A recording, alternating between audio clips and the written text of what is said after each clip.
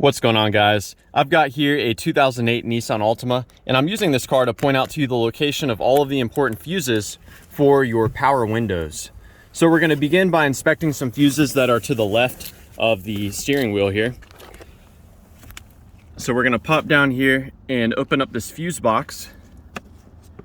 You just simply pull this to us and let it hinge down.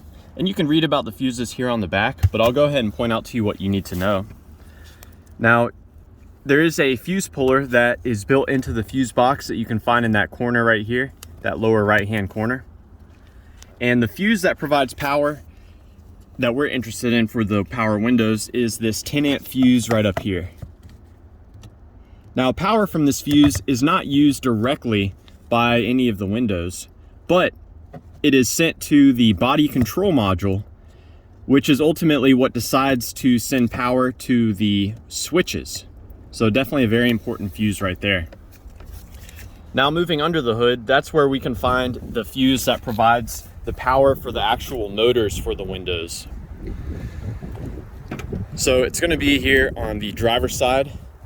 Fuse box to remove, we pull this tab here towards us, and this corner of the fuse box cover will pop up. Now on the back, the tab here, you push towards the box here. It's in a bit of a shadow, so you can't quite see it, but you push in and pry it up. I'll give you a better look here. So you push this in and it will allow the cover to move up. Now this Altima is the non-hybrid. So we've got to inspect this 40 amp J-case fuse right here. Power from this is routed through the body control module, which proceeds to send that power to the switch for use on the windows. Now, if this were the hybrid, we would check the fuse that is in this position here. So those are all the fuses related for the power windows. I can give you another troubleshooting step though. Beyond checking the fuses, let's say you're having an issue with the window on this door. You know, every time you open and close the door, you're flexing a lot of wires that are inside of this wire assembly. And so one of the things I like to do is I'll hold the switch in a position, and while I'm holding that switch, I'll open and close the door.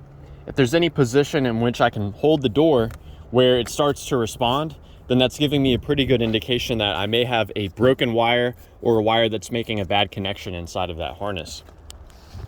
Now, beyond that, what you're gonna have to do is start popping off door panels, checking to see if the motor is receiving both a power and a ground when you're operating the switch.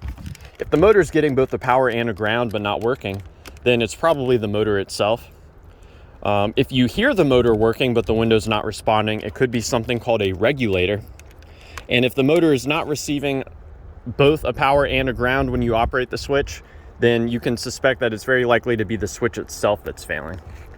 So yeah, I hope that this information has been helpful for you, or at the very least a good starting point.